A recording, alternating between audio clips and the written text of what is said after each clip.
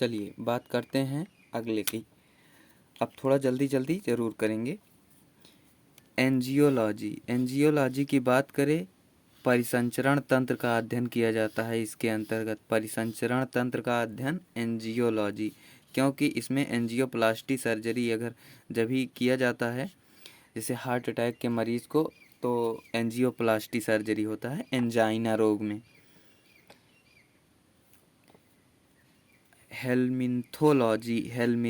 हेलमिन्थीज आप लोग पढ़े होंगे, चपटे कृमि जिन्हें बोला जाता है हेलमिन्थोलॉजी, चपटे कृमियों का अध्ययन।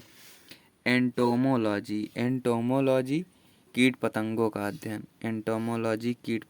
अध्ययन। मिर्मेकोलॉजी चींटियों का अध्ययन, या पिपीलिका भी कहते हैं इन्हें, चींटियों को सुना होगा आपने। अरेक्नोलॉजी मकड़ियों का अध्ययन।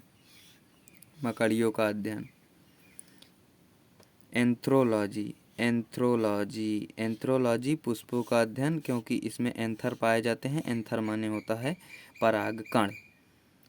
कार्डियोलॉजी ये हमने बताया है, हृदय का अध्ययन। डर्मेटोलॉजी त्वचा का अध्ययन। डर्मेटोलॉजी बोले तो त्वचा का अध्ययन। गायनेकोलॉजी ये माता जननांग का अध्ययन किया जाता है।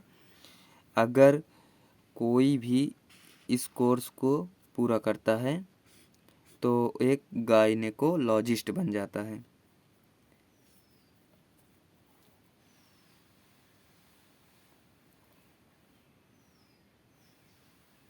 थोड़ा आगे बढ़ा लें।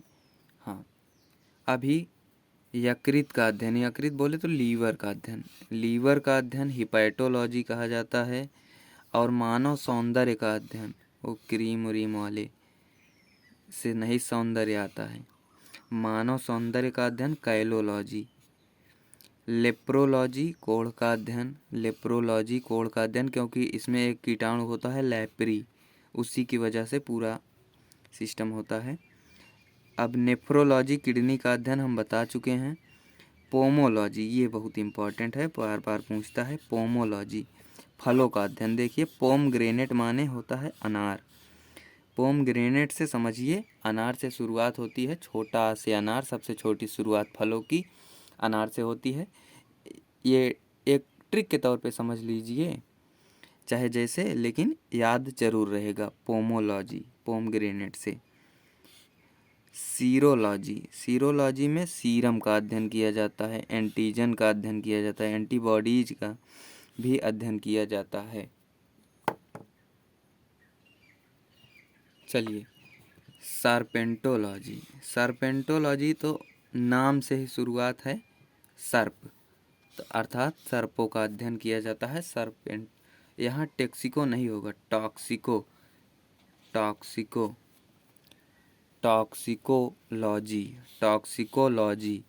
टॉक्सिकोलॉजी के अंतर्गत औषधि एवं हानिकारक विषैले प्रभावों का अध्ययन से किसी भी औषधि का अध्ययन किया जाता है, और हानिकारक जो विषैले पदार्थों का प्रभाव होता है वो कैसे होता है उसका भी अध्ययन किया जाता है। वायरोलॉजी, इस नाम से स्पष्ट, वायरस का अध्ययन किया जाता है वायरोलॉजी में। अब आगे एक हेडिंग पड़ी होगी, आप लोगों को दिख रही होगी, हाँ, फादर ऑफ वेरियस साइंस। कुछ वेरियस साइंस, कुछ विज्ञान के जनकों के नाम। सबसे पहले अरस्तु की बात करें, हमने आपको शुरुआत में ही बताया था, जीव विज्ञान के जनक तो माने ही जाते हैं। इसमें थोड़ा सा ट्विस्ट है, जीव विज्ञान के जनक तो माने ही जाते हैं, जंतु विज्ञान के भी जनक माने जाते हैं। एक यहाँ पर आया है भ्रूण विज्ञान भी समझ लीजिए, मोस्ट इम्पॉर्टेंट। ये दोनों सबको याद होता है, सभी टीचर भी पढ़ाते हैं। ये दोनों, जीव विज्ञान और जंतु विज्ञान, सभी को याद रहता है, शायद कहीं भी पूछ ले तो सभी बता लेते हैं, परंतु भ्रूण विज्ञान के जनक जल्दी नहीं बता पाते।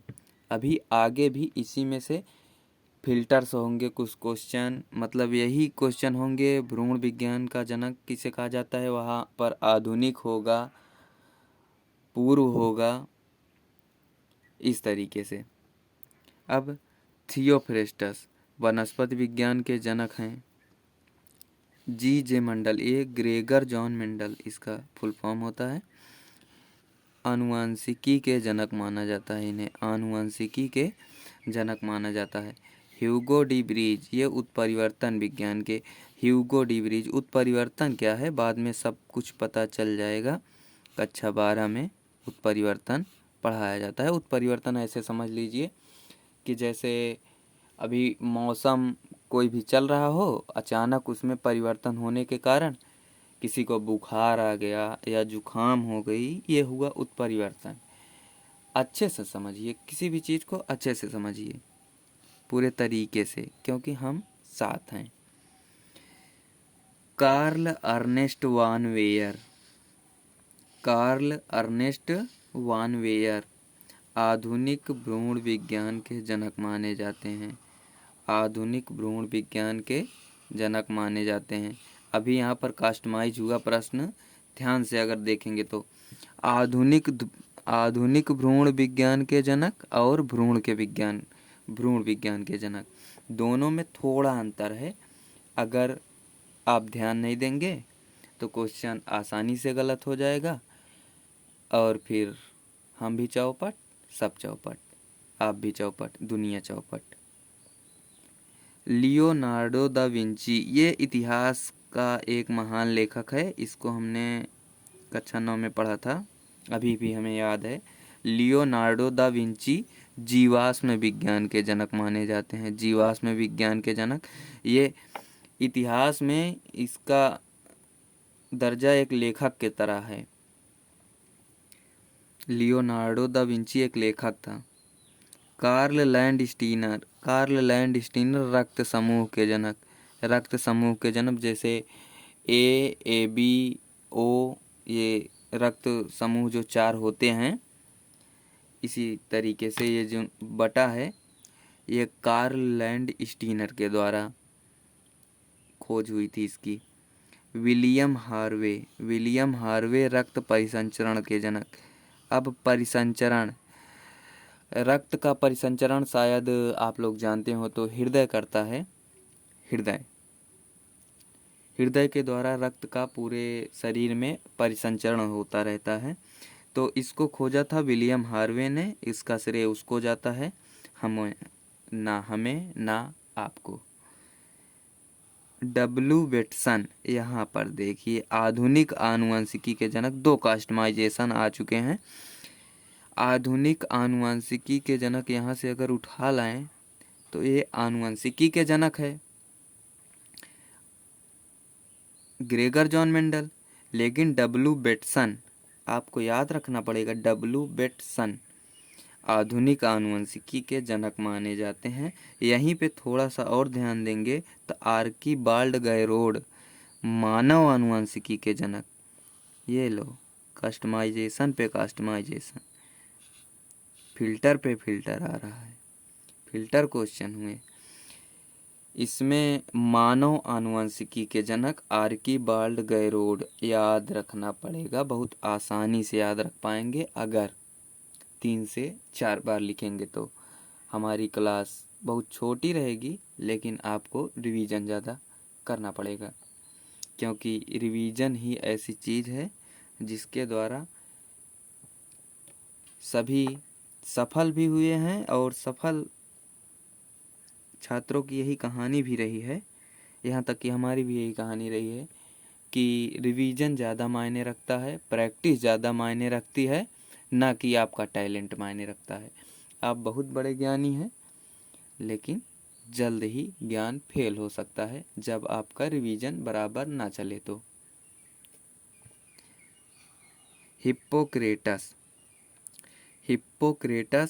चिकित्सा विज्ञान के जनक माने जाते हैं। हिप्पोक्रेटस का एक बेटा था जिसका नाम था अपोलो, शायद मैं सही कह रहा हूँ, अपोलो। हिप्पोक्रेटस चिकित्सा विज्ञान के जनक माने जाते हैं। आप लोगों ने देखा होगा कि जो डॉक्टर की गाड़ी उड़ी होती है वहाँ पे एक छड़ी बनी होती है, दो तरफ पंखे लगे होते हैं, वहाँ पर एक दो सांप होते हैं। एक छड़ी जो होती है वो हिप्पोक्रेटस के शायद बेटे की है। वहीं से चिकित्सा की शुरुआत हुई थी, वहीं से हॉस्पिटल की शुरुआत हो गई थी। ल्यूवेनहॉक कौन है? औद्योगिक सूक्ष्म जैविकी के जनक ल्यूवेनहॉक। और ल्यूवेनहॉक औद्योगिक सूक्ष्म जैविकी के जनक माने जाते हैं। ल्यूवेनहॉक शायद हम जहाँ तक याद किए हैं जीवित कोशिका की खोज भी इन्होंने की थी। मरी कोशिका की खोज शायद रॉबर्ट हुक ने की थी और जीवित कोशिका की खोज ल्यूवेनहॉक ने की थी। अब बात करते हैं सजीवों के लक्षण। सजीवों के लक्षण बात तो करते हैं लेकिन अगली वीडियो में, क्योंकि वीडियो बहुत ज़्यादा लंबा हो रहा है और हम नहीं चाहते कि ज़्यादा लंबा हो। ज़्यादा लंबा वीडियो बहुत बोरिंग लगता है पढ़ने में भी और रिवाइज करने में भी। अभी छोटा वीडियो ज़्यादा से ज़्यादा आधा घंटे का या 45 मिनट का, 1 घंटे का मैक्सिमम रहता है, तो बहुत अच्छा रहता है। हमें भी छोटा वीडियो ही पसंद है। तो बात करें अगर लास्ट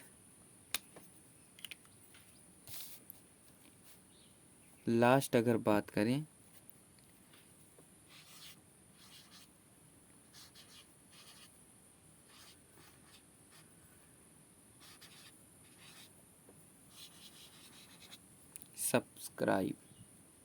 सब्सक्राइब, सेकंड,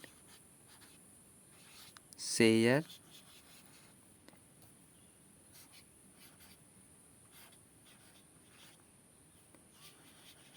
लाइक, ये 3 चीज़ हमारे लिए बहुत मायने रखती है।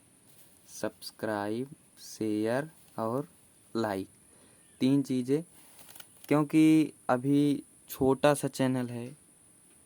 नाम भी बता दें, नाम है MS ज्ञान। दोस्त हों या कोई रिश्तेदार हो, सभी के पास वीडियो पहुंचाइए।